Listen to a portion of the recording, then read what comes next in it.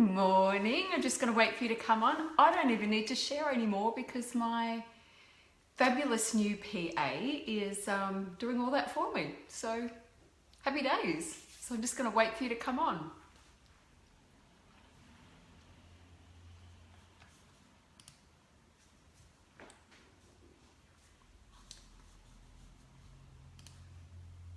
Alrighty, got some eyes on. Awesome. Hey Lolita, how are you?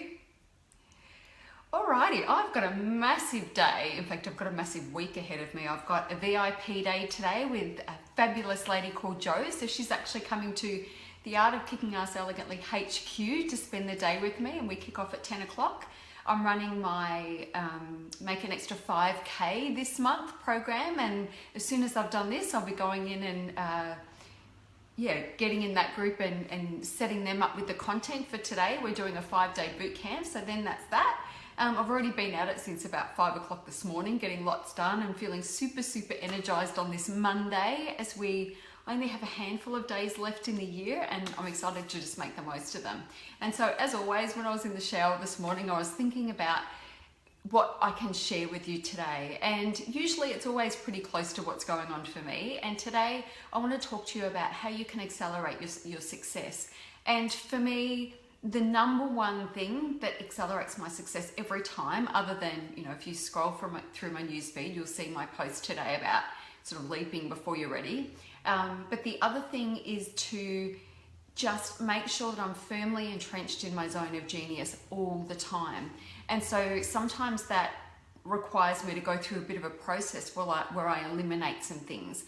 And so this is what I want to talk to you about today, about really eliminating the things that don't have you firmly placed within your zone of genius. So for those of you that are kind of unfamiliar with that term, the zone of genius is that place where you work doing what you're so good at and what you love to do. And it's kind of that place where it doesn't really feel like work, because it's just something that you're naturally awesome at, and people come to you for that reason. You might not be being paid for that right now, but it's something that you do very well. Hey Shireen, it's something that you do very well and you love, and you can do it all day. So for me, that's things like writing. My writing's on fire at the moment. I'm feeling really plugged into that. So that is something that I love to do. I'm the author of 3 books, 1 manuscript that I keep talking about and I promise to release.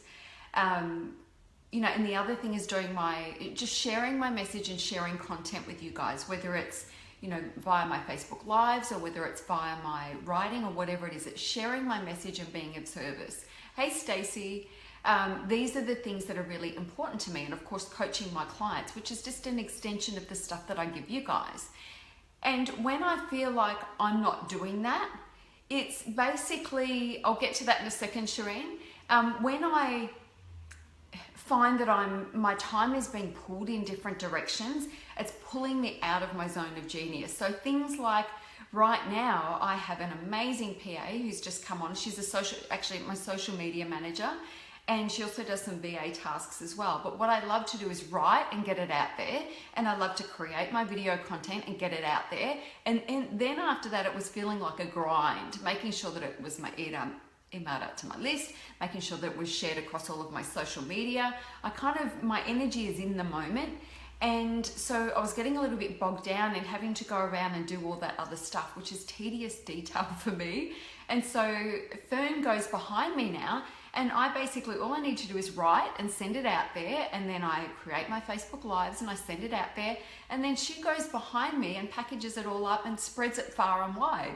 So it's still my message, but she's doing the physical sharing of it for me, which I didn't realize how much time that was taking up until she's taken that job over. So the way that I start with a process like that normally, and it's something that I have my clients do, is you create a list, you create 3 columns.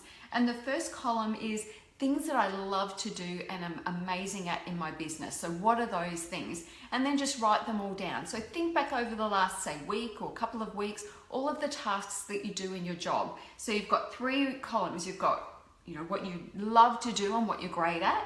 And then you've got stuff that, a list that is jobs that anybody can do, and then a list of jobs that, you can't hand over yet, but you can hand over sometime in the future. And then in that list of the jobs that you love to do and you could do it all day and it's the thing that you're amazing at, that's where you want to spend 90% of your time. You want to spend your time in that zone of genius doing the things that you're really, really good at, because this is the stuff that's going to make you money, and it's going to be the stuff that helps you serve your community, and it's going to be all of the good stuff. That is the stuff that you need to be doing. And then the things that anybody can do, start to outsource. So I use upwork.com, and the way that I go about outsourcing is I don't just post a job and let everybody apply for it, because your inbox it just gets flooded. So the way that I go about that is I get really clear on the job that I want to post, and then I go through and I search different contractors within Upwork. Then I post the job, and then I only invite a handful of contractors to come on, and I don't go for the cheapest, I go for the most expensive. And then I invite these people for interviews. We go through the interview process and I pick my favorite person, and it's that simple. And then away they go. There's a little bit of a bedding down process where I make sure everybody knows exactly what they need to do. But that's a sort of way that you accelerate, because when you're busy doing the things that you love and you're good at, it means you're not being pulled in directions of things that you're not. Tedious tasks that are actually holding you back and getting in the way of your greater purpose. So for me, the best thing that I can be doing all day, every day, is sharing my message and coaching my clients. It's as simple as that, delivering value. They're the things that I'm best at. I can do other things and I'm good at other things, but should I be doing them? No. So it's this process of handing over that stuff. And look at the things, the most critical things that you need to look at. What are the things you're doing in your business right now that you hate to do, or are tedious and drag you down and are taking you away from the money-making tasks and the things you love? Write that list out, and that's the stuff that you've got to outsource immediately. You've got to get rid of that stuff. When you do that, it frees you up to do the things that you're better, that you're best at. And when you do that, that is when the magic happens, I promise you. If you've got it, I'm going to ask you if you've got any questions to post them below, but I'm also going to answer Shalene's question about, do I have kids? I do have kids, but they are 21 and 18, and they don't actually live at home anymore. I think it's okay, Stacey. So my kids don't live at home anymore. They're out of my home. But the question is, how do I balance things? Because I was doing this when I was a single mum. I'd had my son, and then, my marriage wasn't great. I left my marriage and then discovered I was pregnant with my daughter. So I did that all on my own. I had, I lived 2 hours away from any family. I was running my Taekwondo schools at the time, and I had no support, no financial support, and not a lot of physical support either. So, I remember those times when I did have to do it. Now I have freedom and time because my kids have grown up and moved out of home and all that sort of stuff. But I did it with one hanging off my leg and feeding another one, and I still managed to make it happen. So Shireen, it's about making sure that your priorities are in check, and what are the tasks that you need to get through every single day, and then you make them a priority. I remember for me, I used to have to wake up super early in the morning to get a couple of hours in before the kids woke up. And that worked for me because I could get my head down and just do the important tasks. And then whatever happened after that, if I was interrupted or whatever, it was no biggie because I'd already covered the things that were, the priorities, the most important things. So the balance comes from really just making sure that you're clear on your priorities and knowing exactly what you do, and just moving through those priorities, and then letting everything else just do what needs to happen. I have a checklist here that I go through every day. And this is a list of all of the main things that I need to do every day. So it's the stuff about my journaling, it's the stuff about, my money mindset work that I need to do, my money goals stuff. It's about paid content. It's about sharing my message. It's about money making activities. There's a whole bunch of stuff on here that I aim to get through every single day. And on a really good day, I can be through this list by about 9 o'clock in the morning, remembering that I start pretty early. So then after that, if I can, do anything, if I feel like I want to add something else, definitely, then there's time to be able to do that. How did you work on building your self-confidence? Laura, I think for me, it's always just been chipping away at it, and I can't even imagine not being confident anymore. I've been such a confident person for such a long time. Now, don't confuse that with never having self-doubt or, you know, second guessing myself or anything like that. But it's really, I remember in the very early days when I was building my self-esteem, that it was having small wins. It was setting myself up to have these small wins. I was realizing that I was setting goals that were so big and I was failing at them every time. And so I don't know how I worked this out, but I think I was about 14 at the time, and just realized that, you know, if I can maybe lower the bar just a little bit so that I give myself an opportunity to actually win, then I feel good about that. And then I just kept raising the bar. As I was able to win at the goals that I was setting myself, I would just raise the bar a little more and a little more and a little more and a little more. And now, you know, they're huge. I set massive, massive, massive goals, but it didn't start that way. It started with me starting with smaller goals and then, you know, writing them down and being able to tick them off and going, yes, I achieved that. And the feeling of achievement was really something I'd never experienced before. You know, growing up the way that I grew up, that wasn't something that was normal in my life. And so being able to create this success for myself, and the realization that, you know, I was doing all of this, it was me, I was the one that was setting the goals, and I was the one that was making it happen. And when I was able to tick those goals off the list and having achieved them, it was really huge for me. You know, I remember some of the bigger ones when I was, you know, in my late teens. No one in my family had ever been overseas before, and I went overseas on my own. As a 20-year-old, I went to the States. I visited 20 states. I came back and I put myself through college when I had left school at 14.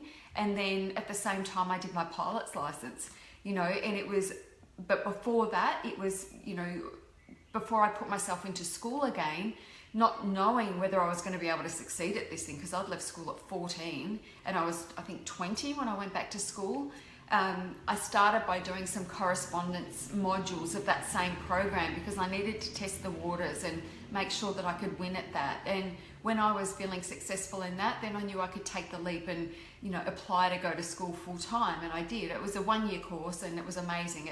It changed the way I thought about myself. It's not something I've ever used, but it was definitely, it changed the way that I thought about myself.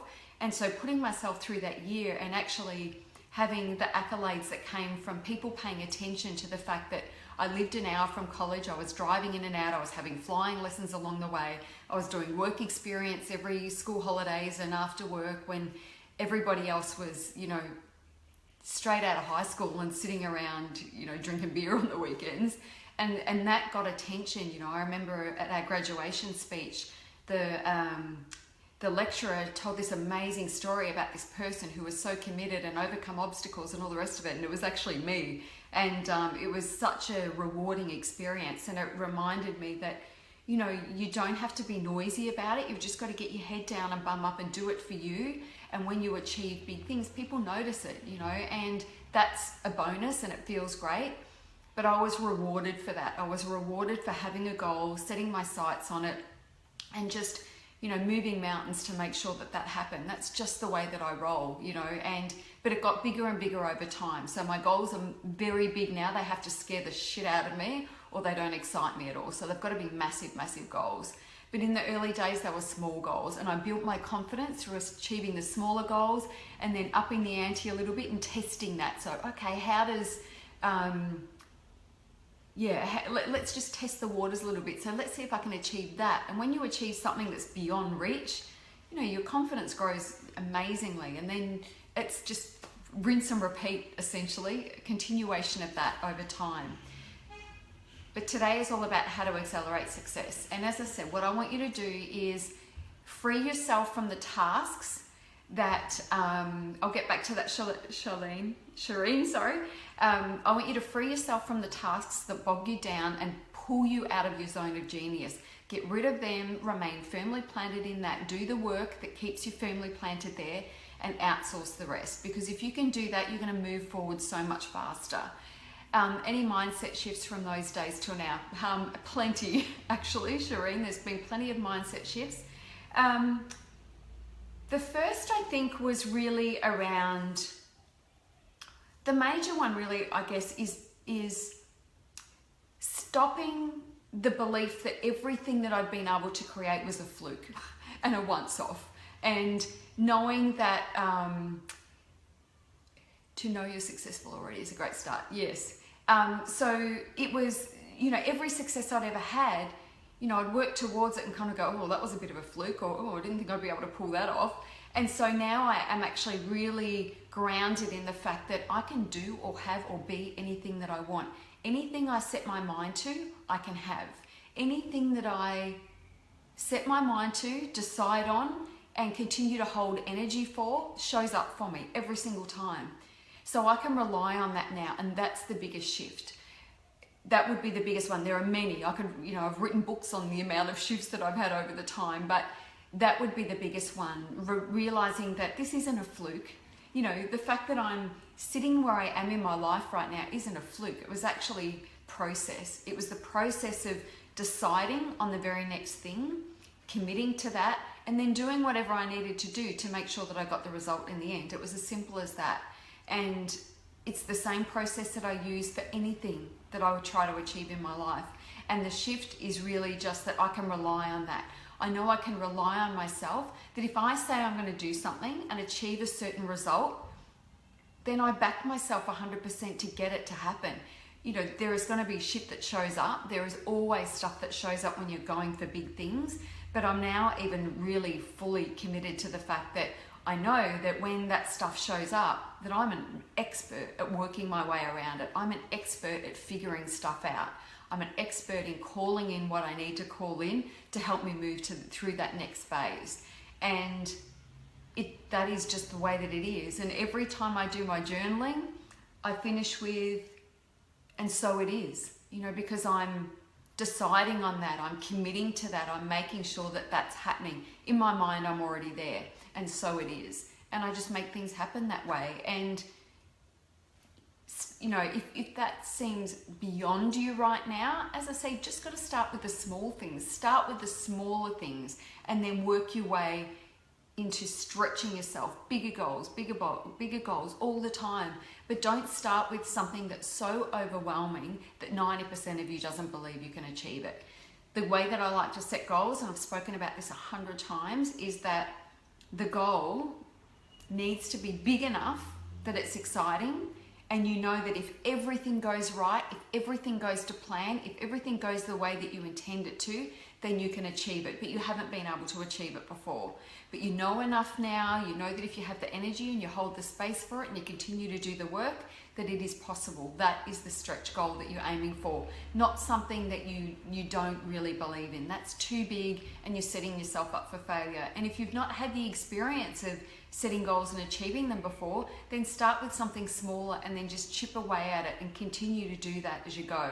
And the more successes that you have, they stack on top of each other, and before you know it, you have kind of a bulletproof self-esteem and confidence like I have. But as I say, it didn't just, you know, I didn't come out of the womb this way. You know, I had a very challenging childhood, and I grew up, you know, I was very, very skinny. My knee bones were like bigger than my thighs and my calf muscles, and I was a very awkward teenager. I was very shy, never really fit in, all that sort of stuff. I don't have trauma from being bullied or anything like that. You know, I had enough to deal with at home. I guess that's probably why I didn't pay attention to anything like that was going on. But, you know, it didn't, you know, I can remember, you know, even on going out on dates, I wouldn't eat in front of anyone because I was so, you know, I was uncomfortable eating in front of people, and, you know, just ridiculous things like that. But over time, I just continued to push myself and stretch myself, and you can put me in a room anywhere in front of thousands of people, and I feel right at home because, you know, I know what my message is. I know who I am. I feel very comfortable in my own skin.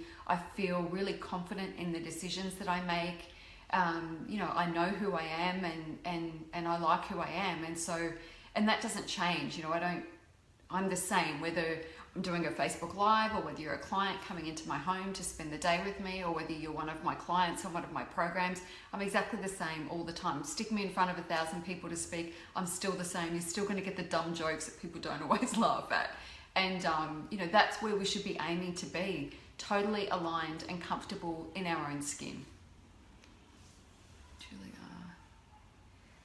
The shift beyond attachment is to know who you truly are. Yeah, I mean, I'm detached from any outcome these days. I want stuff and I aim for stuff and I set my goals, but you know, I just do the work, and then whatever shows up at the other end shows up. And it's all about, you know, doing what you love and doing it from a place of alignment and feeling good about it.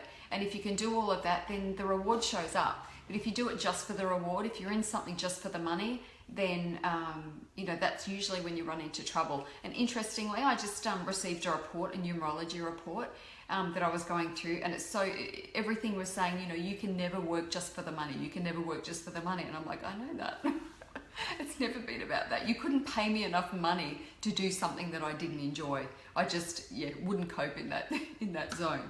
Anyway, I've gone off on a huge tangent, but what I want you to know is the quickest way to accelerate your success is to remain in your zone of genius and ditch the tasks and jobs in your business that pull you out of that zone of genius and bog you down and dampen your energy and your enthusiasm, because it's all about energy.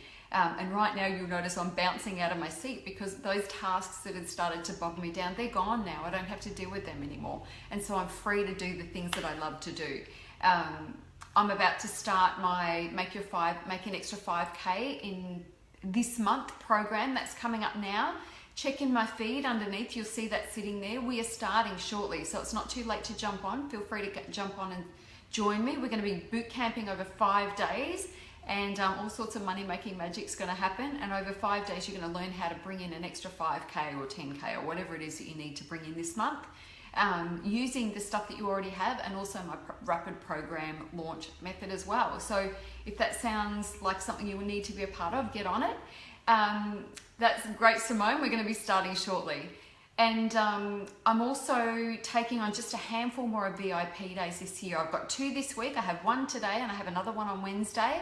And before the end of the year, I have room for, I think, 4 more. So if you want to spend a full day with me mapping out you and your business success, message me and we can have a chat about that. Anyway, that's it. I've got to get cracking. I've got lots to get done today. Have an amazing day. That's great, Laura. Make sure you really take it on board and practice that. Anyway, have an amazing day wherever you are in the world, and I'll see you tomorrow. Bye.